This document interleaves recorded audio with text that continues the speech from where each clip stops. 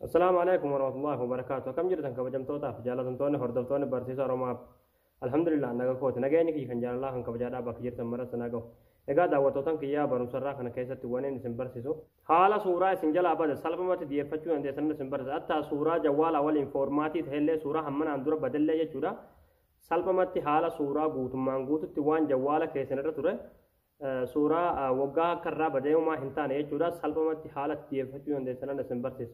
Egaa daawwattootaan kiyya gama barumsaatiin darbuun duratti warroonni YouTube chaanaala kiyyaa faarootaatan baga nagaa dhufna jechaa YouTube chaanaala keenya subscribe godhachuun dagatinadha. Yeroo subscribe gootan barumsuun asirratti dabarsinu guyyaaniin akka nama dura isin bira gahuuf mallattoo notification san kilik itti godhuudhaan all ka jettu irratti tuqachuun dagatinadha. Akkasumas barumsaan garraadhaa isin darbee YouTube chaanaala keenya jala seenuudhaan viidiyoolee baay'eetu jira waan isin dhibee irraa barachuu dandeessanii barumsa keenya yoo isin tole viidiyoo keenya laayik gootanii nu jajjabeessuun dagatinadha. Egaa gamanumaan gama barumsaa isin dabarsaa hanga xumura viidiyoo feetti nafaan turaan hordofaa isiniin jira.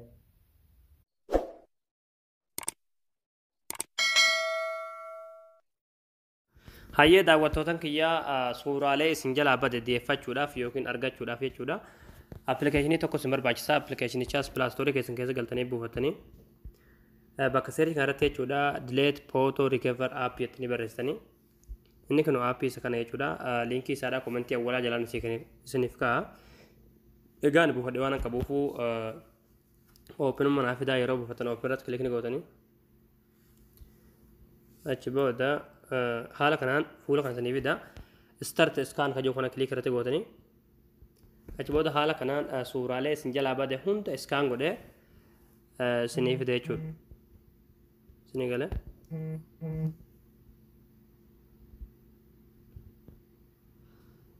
hanga inni scan godhee suuraa hunda gartee waan jawwaala keessan irra ture badee hundumaa isinii fidu haala kanaan obsaan eeggattu.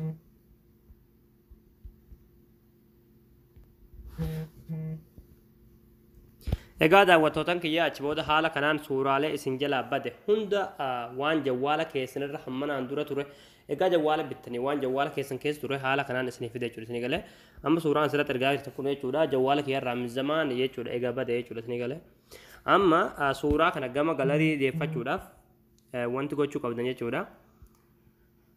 Suuraa barbaadan suuraa hunda osoo hin taane jechuudha suuraa keessa deeffachuu barbaadan jechuudha isinii galee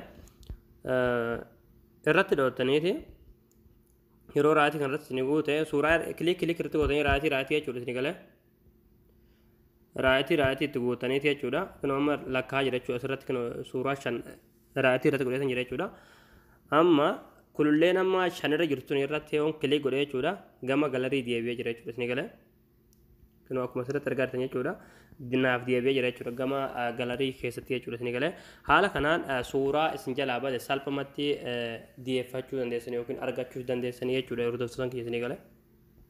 Egaa daawwattootaan kiyyaa barumsa kiyya kanarraa asirratti raawwataa barumsa birootiin haga walitti deemnutti chaanaala keenyaaf haaroo yoo taatan subscribe godhachuun dagatinaadha. Akkasuma barumsa keenya yoo isinitti tole viidiyoo keenya laayik gootanii nu jajjabeessuun dagatinaadha. Waan hordoftaniif galatooma.